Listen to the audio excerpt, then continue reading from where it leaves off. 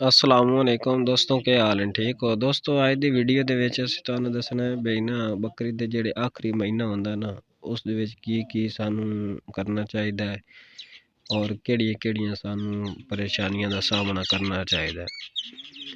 Goat farming ਦੇ ਅੰਦਰ ਜਿਹੜਾ ਨਾ ਗਰਮੀਆਂ ਦੇ ਨਿਸਬਤ ਸਰਦੀਆਂ ਜਿਹੜੀਆਂ ਨੇ ਉਹ ਬਹੁਤ ਹੀ ਮੁਸ਼ਕਿਲ ਹਨ। ਗਰਮੀਆਂ ਫਿਰ ਵੀ ਆਸਾਨ ਹਨ ਔਰ ਸਰਦੀ ਦੇ ਵਿੱਚ ਜਨਾਬ ਬਹੁਤ ਹੀ ਮੁਸ਼ਕਿਲ ਹੁੰਦੀ ਹੈ।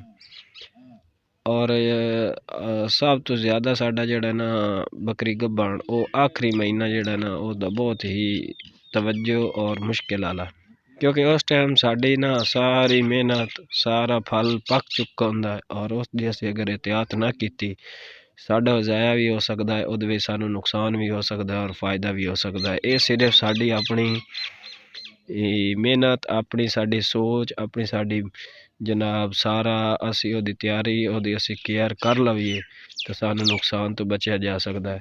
बाकी जो होंदा है मालिक वालू होंदा है, जो अल्लाह ने चाहना होना वही है, लेकिन सानू अपनी कोशिश अपनी मेहनत, क्योंकि अल्लाह ये भी आंदा कि किसी दी मेहनत जिहड़ी है वो ज़ाया नहीं जाती।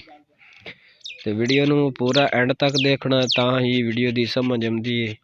अच्छा, ये आखिरी मसले ये आंदा है कि अक्सर जानवर बह बहिंदे न कमज़ोरी की अलामत ना जेड़े ना वो बह जाते और कुछ जानवर कमज़ोर हो जाते हैं, वो पिछले अपना वज़न चाह भी नहीं सकते, खलो ही नहीं सकते, उन्हां दी कमज़ोरी हो जाती।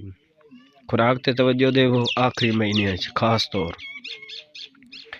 दूसरा मसला उन्हां दा ये आंदा है कि उन्हां दे जेड़े ना यानी कि हवाने दे मसले, आर्डर दे मसले ये ज़्यादा होंदे न।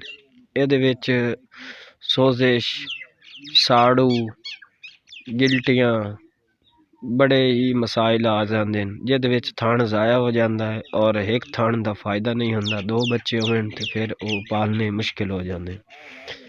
फिर एक थान छोटा वड्डा हो जाता है और हर इलाके दे विच अलग अलग इहदा नाम साड़ू बोलिया जाता है। उस तो बाद अंगियारी बोलिया जाता है, साढ़े हल ज़्यादातर अंगियारी बोलिया जाता।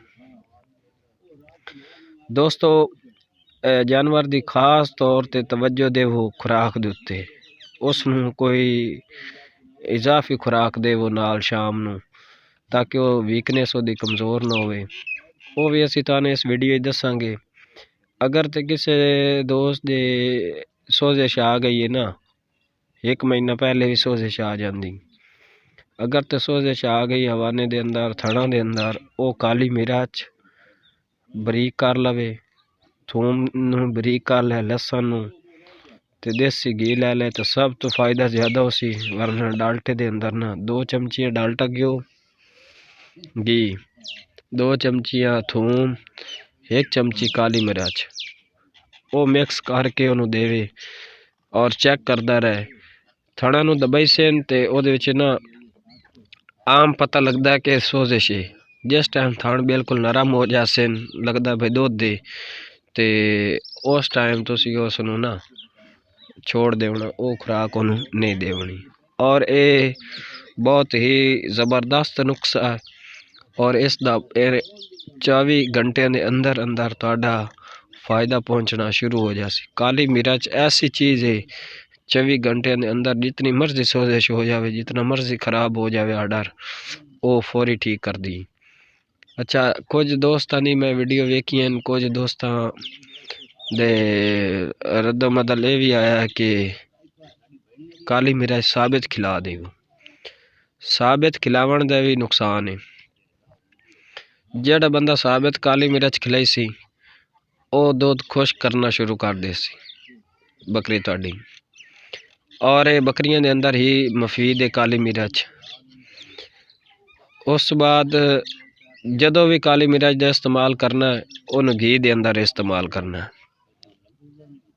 वो तुहानूं फ़ायदा देसी। अगर खाली खिलाइसो तो दूध खुश्क करना शुरू कर देसी। अच्छा, अगर वो दूध खुश्क करना शुरू कर देवे, ਉਹਦੇ वास्ते सानू की करना चाहिए?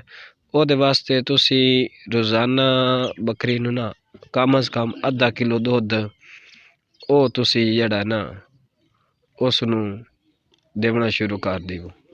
आधा किलो दुध रोज़ाना दी बेस ते ਉਹਦੇ ਵਿੱਚ ਘੀ ਜਿਹੜਾ ਹੈ ਉਹ ਐਡ ਕਰ ਲਓ 1 ਚਮਚੀ 2 ਤੇ ਉਹਦੇ ਆਖਰੀ ਜਿਹੜੇ 8-10 ਦਿਨ ਰਹਿੰਦੇ ਹੋ। ਬੱਕਰੀ ਵਾਸਤੇ ਜਿਹੜੀ ਨਾ ਕਾਲੀ ਮਿਰਚ ਬਹੁਤ ਹੀ ਮੁਫੀਦ ਚੀਜ਼ ਹੈ ਤੇ ਸਾਨੂੰ ਇਸ ਤਰ੍ਹਾਂ ਇਸਤੇਮਾਲ ਕਰਨੀ ਚਾਹੀਦੀ ਹੈ। ਔਰ ਬਾਕੀ ਮਸਲੇ ਇਹਨਾਂ ਦੇ ਜਿਹੜੇ ਵੀਕਨੈਸ ਹੋ ਜਾਂਦੀ ਨੇ ਉਹਦੇ ਨਾਲ ਤੁਸੀਂ ਦੇਸੀ ਘੀ ਦੁੱਧ ਦੇ ਵਿੱਚ ਦਿਓ, ਉਹਦੀ ਉਹ ਵੀਕਨੈਸ ਕਮੀ ਦੂਰ ਹੋ ਜਾਸੀ। ਉਸ ਤੋਂ ਬਾਅਦ ਇਹਨਾਂ ਨੂੰ ਤੁਸੀਂ ਦੇ ਸਕਦੇ ਹੋ ਗੰਦਮ, ਉਸ ਦਾ ਦਾਣੇ ਜਿਹੜੇ ਹਨ ਉਹ ਸ਼ਾਮ ਨੂੰ ਅੱਧਾ ਕਿਲੋ ਪਾਈ ਜਾਓ, ਲੇਕਿਨ ਕੰਡੀਸ਼ਨ ਵੇਖ ਕੇ। ਤੇ ਸਰਦੀ ਦੇ ਅੰਦਰ ਇਹਨਾਂ ਨੂੰ ਜਿਹੜਾ ਨਾ એનર્ਜੀ ਵਾਲੀਆਂ ਚੀਜ਼ਾਂ ਦੇਣੀਆਂ ਚਾਹੀਦੀਆਂ, ਦਾਣੇ ਵਗੈਰਾ, ਔਰ ਠੰਡੀ ਹਵਾ ਤੋਂ ਬਚਾਉਣਾ ਚਾਹੀਦਾ।